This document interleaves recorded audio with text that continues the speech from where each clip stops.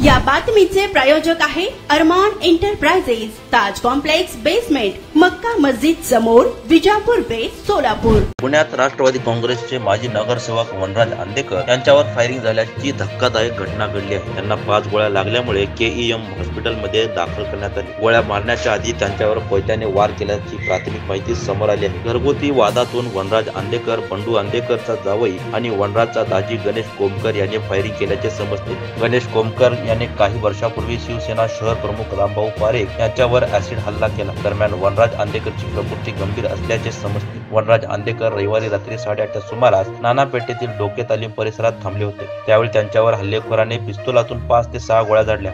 गोळीबार झाल्याची माहिती मिळाल्यानंतर परिसरात घबराट उडाली। गोळीबाराच्या घटनेपूर्वी डोके तालीम परिसरातील वीज पुरवठा खंडित झाला होता।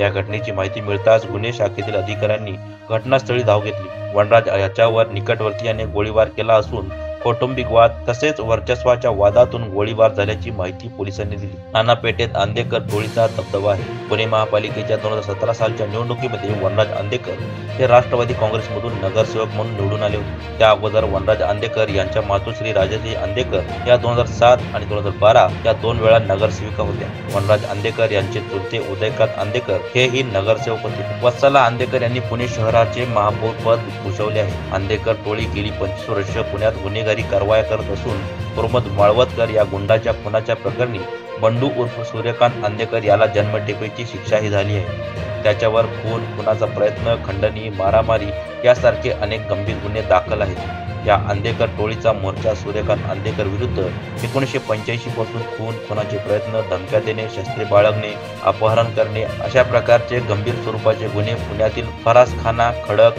व समर्थ या पोलीस ठाण्यात तसेच सातारा जिल्ह्यातील खंडाळा पोलीस ठाण्यात दाखल आहेत। अंदेकर माळवतकर टोळी युद्धातून झालेल्या खून प्रकरणात सूर्यकांत अंदेकरला न्यायालयाने जन्मठेपेची शिक्षा सुनावली होती। जन्मठेपेची शिक्षा भोगून आल्यानंतर त्याने पुन्हा गुन्हेगारी कारवायांना सुरुवात केली।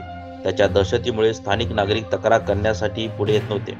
सूर्यकांत अंदेकरचा भाऊ उदयकांत हा पुणे महापालिकेत 2012 पासून राष्ट्रवादी काँग्रेसचा नगरसेवक होता।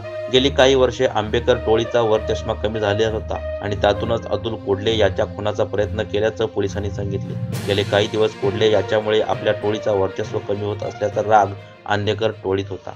प्रायमरी माहिती आहे की जवळजवळ 9:30चे सुमारास या ठिकाणी 2 लोक जे आहे ते उभे होते आणि त्यांच्यावर जे आहे ते काही लोकांनी येऊन हल्ला केला आहे आणि त्यांच्यामध्ये जे आहे ते 5 राऊंड फायरिंग पण केले आहे आणि यांच्यामध्ये वनराज अंदेकर म्हणून जे इसम आहे त्यांची जे आहे ते मृत्यू झालेला आहे।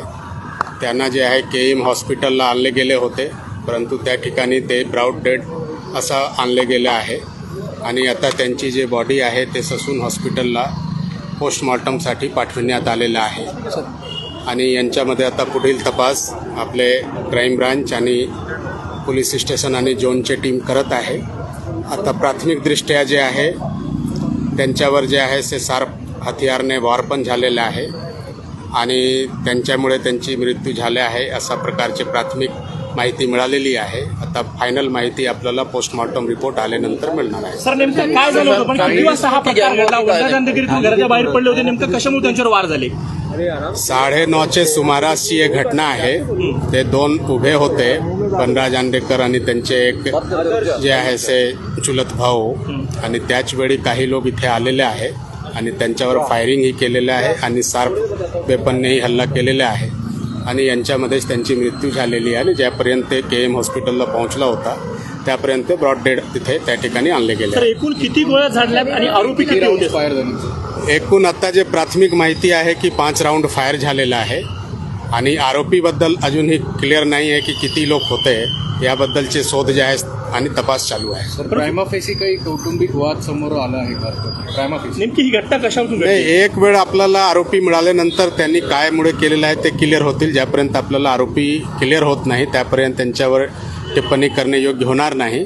आता आमचे जे पूर्ण फोकस आहे की जे आहे आरोपी कोण होता त्यांचे शोध घेण्यावर आपला पूर्ण फोकस आहे आणि आमचे टीम्स जे आहे यांच्यामध्ये लागलेले आहे आणि लवकरात लवकर जे आहे ते आम्ही हे जे आरोपी शोधण्याचा आणि त्यांना पकडण्याचा प्रयास करणार आहे. एकूण किती आरोपी होते आणि त्यांनी नेमकं हे लाईट वगैरे बंद करून असं काही केलं असं समजतंय नेमकं? नाही, अशी माहिती नाही आहे. आपल्याला एक वेळ क्लिअर अजून झालं नाही की किती आरोपी होते, नेमके कोण होते. काही सस्पेक्टचे नाव आलेलं आहे, परंतु आता त्यांचे नाव देणे या स्थितीमध्ये उचित नाही आहे. एक वेळ ते कन्फर्म झालं त्यानंतर नेमके आम्ही जे आहे हे सर्व नाव आपल्यासोबत शेअर करणार आहे. सर, हिंदी में बताइए क्या हुआ था सर, क्या घटना हुई थी? वनराज आंदेकर है जिन पे आज यहाँ पे फायरिंग हो चुकी है. आज रात को 9:30 के आसपास इनामदार चौक में वनराज आंदेकर और उसका चचेरा भाई दोनों खड़े थे. उसी समय कुछ लोगों ने आके उन पे जो है सो अटैक किया है. इस अटैक के दरमियान 5 राउंड्स फायर हुए हैं, ऐसी जो है सो प्रथम दृष्टि में इंफॉर्मेशन मिली है.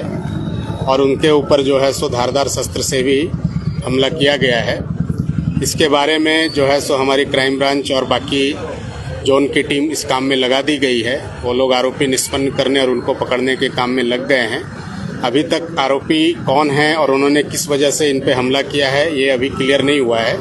कुछ संशयित लोग जो हैं जिसके नाम इसमें आए हुए हैं, तो उनसे जो है सो पूछताछ चल रही है. एक बार पूरा कंफर्म होने के बाद मीडिया से इसके बारे में पूरी डिटेल शेयर की जाएगी.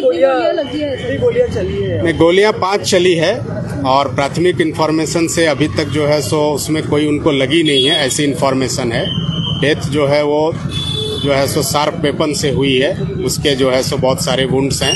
तो एक बार पोस्टमार्टम होने के बाद पूरा क्लियर हो पाएगा कि गोली लगी है कि नहीं और शार्प वेपन से कितने वुंड्स वगैरह हैं, वो सब पूरी इन्फॉर्मेशन मिल पाएगी. सोलापूर शहरात विविध प्रकारचे अत्तर, perfume, massager, hair dry, important goggle, important watch, नवीन गॅझेट मिळण्याचे एकमेव ठिकाण अरमान एंटरप्राइजेस. आमचा पत्ता ताज कॉम्प्लेक्स बेसमेंट, मक्का मस्जिद समोर, Vijapur west, Solapur. Proprietor doctor Mohsin Bagwan. Contact 9922 55 9711.